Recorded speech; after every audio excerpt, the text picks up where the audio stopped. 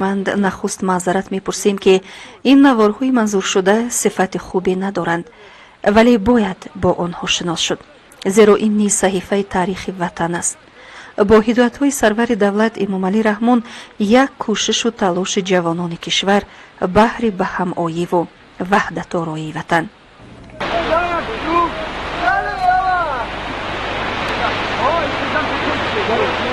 این است گذشته راه دوشنبه کولاب درواز خاروخ، راهی پر از مینه، راهی پر از گذرگاه‌های یراق به دستان، پر از خطر و راهی است چون پیراهه کوهی کس ناگذر.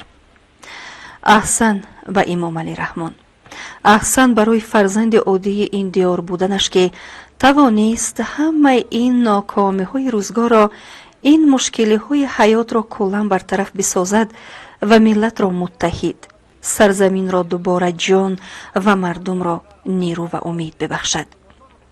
ماه می سال 1998 از سازشنامه نامدار صلح آفر هنوز یک سال پوره نیز نگذشته بود.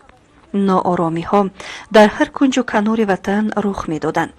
زمان برگشتن گریزه ها به وطن. در این ایام سرور دولت واخوری نخستین خود را با جوانان کشور به میان گذاشت.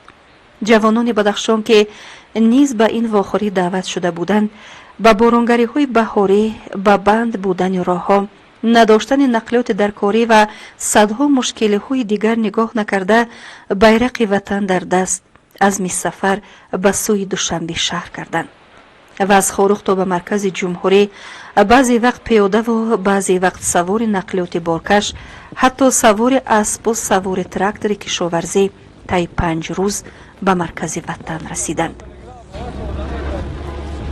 عقبه خابرآباد همین روزها محکم بود. این قسمت راه امروزها اگر تمام سال گشاده باشد، در آن سالها از ماه اکتبر تا ماه می جهت برف و ترمفرایی بند می گردید. طیاره گاه تنها در روزهای آفتابی به خاروخ پرواز می کرد و خلاص. راه خاروخ درواز کولا باشد، جهت فرامدن سنگریزه و کوهپاره بند می شد. عموما در 4 فصل سال ناموافق بود این قسمت راه.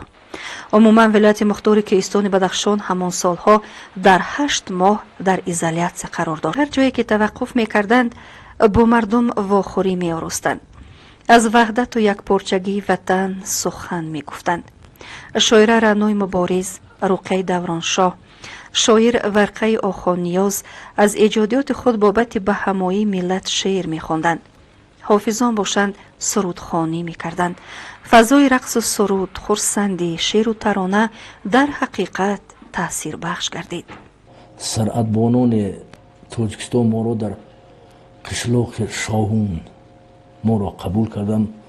بعد بیگاهی برای امان سرعت بانان افسران و همه جمع شده، بعد یک کنسرت تشکیل کردیم.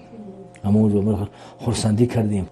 من یک سرود شاعر خلقی تاجیکستان شیرین بانیاد، بیا بیا با بدخشان من برادرم، آهنگ بستم و بعد امان دورو خوندم.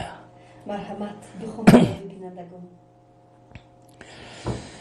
بیا بیا با بدخشان من برادر من، بیا بیا با گلستان من برادر من، بیا بیا با چمنستان من برادر من، بیا که پرده جانم تو راست پاینداز، بیا که پرده جانم تو راست پاینداز، بیا به این چمنستان من برادر من، بیا به این چمنستان من برادر من.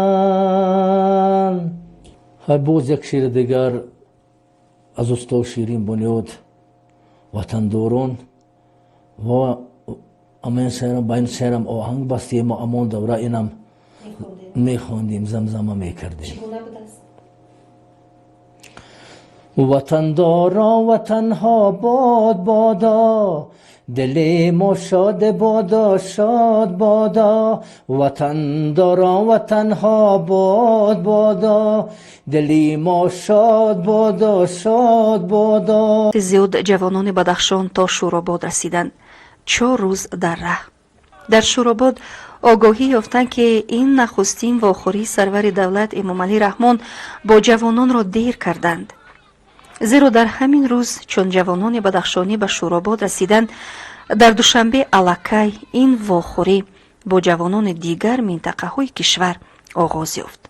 چون این واخوری در منطقه شوراباد ناحیه شمس‌الدین شاهین امریزه پر تماشا گردید، جوانان بدخشان راه سوی شهر کولاب را پیش گرفتند. در شهر کولاب باستان نیز با جوانان و ساکنان واخوری ها، ملاقات ها، صحبت ها آراستند که محتوای اساسی آنها صلحی بود و از وحدت سخن می رفت. شاعر ورقه آخانیاز محفل های شعر را تشکیل داد. سرودخوانی و ترانه خوانی دایر شد که شعار آن محفل ها چنین بود: ما فرزند یک وطنیم. زاره های زیاد واخوری جوانان بدخشانی با سرور دولت امام علی رحمان دایر گردید.